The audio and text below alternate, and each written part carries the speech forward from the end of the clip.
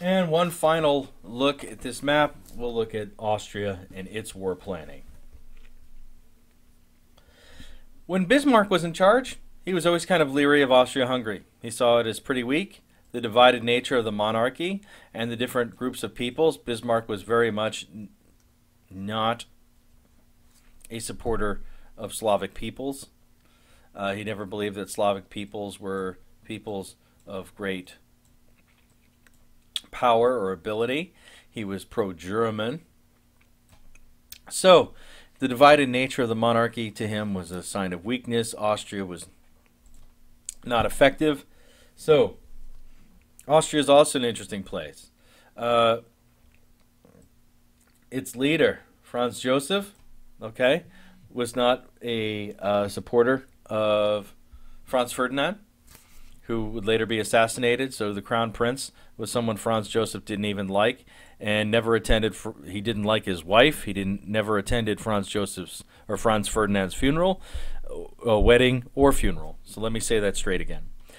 Franz Joseph, the Emperor of Austria-Hungary, disliked the crown prince so much and his choices that he didn't attend either the crown prince's wedding or funeral after the assassination of Archduke Franz Ferdinand.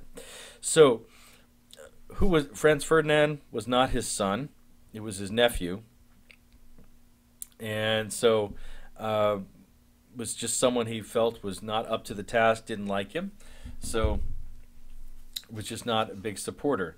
Bismarck saw all of this as potential mess, problems, and he was leery of it. He got some agreement from them. That's all he wanted. But Schlieffen got Austria-Hungary to promise to attack Russian Poland if there was a war. So if Germany went to war, France and Russia are involved, Austria-Hungary promised it would attack Russian Poland here. So that would help the German units here buy some time while we wait for M+42, the success of the western part of the Schlieffen Plan, so it could move the German army out to the eastern front, and these two allies could go at the Russians together. The Austro-Hungarians had serious issues. Their war plan actually divided the army into three pieces. One piece was called Minimal Group Balkan, believing that its target would actually wind up being Serbia, that Serbia would be a cause of a problem, and that it disliked Serbia intensely. It wanted to see the extinction of Serbia as an independent country and didn't like it at its border. So it thought that actually the trouble would start in Serbia, and that its minimal group Balkan would have 10 army divisions that would attack Serbia. They would have 10 divisions to like Serbia's 1, so they should easily outnumber the Serbians and beat them. Though Austria was never convinced it could easily defeat Serbia, so that was always an interesting concern, is that mathematically speaking, 10 divisions should be more than enough for offensive victory against one division, even in a strong defensive position. Section 2, or another section of the army, would be called Staffel A, which would have 30 divisions of the army.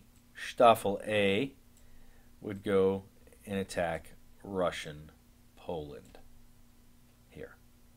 Then it would keep a unit in reserve sort of in the middle called Staffel B. Staffel B could be used to reinforce the minimal group Balkan, or Staffel A, whatever was needed. So that way they have the army in three parts.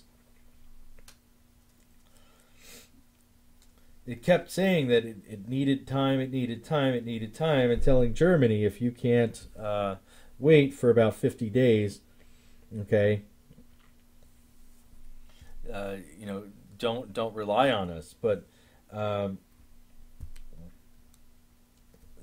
was no guarantee that the German army could be transferred to Poland before M+50, and the Austrians made the same promise, but what happens here is that Austria gives some vague promises.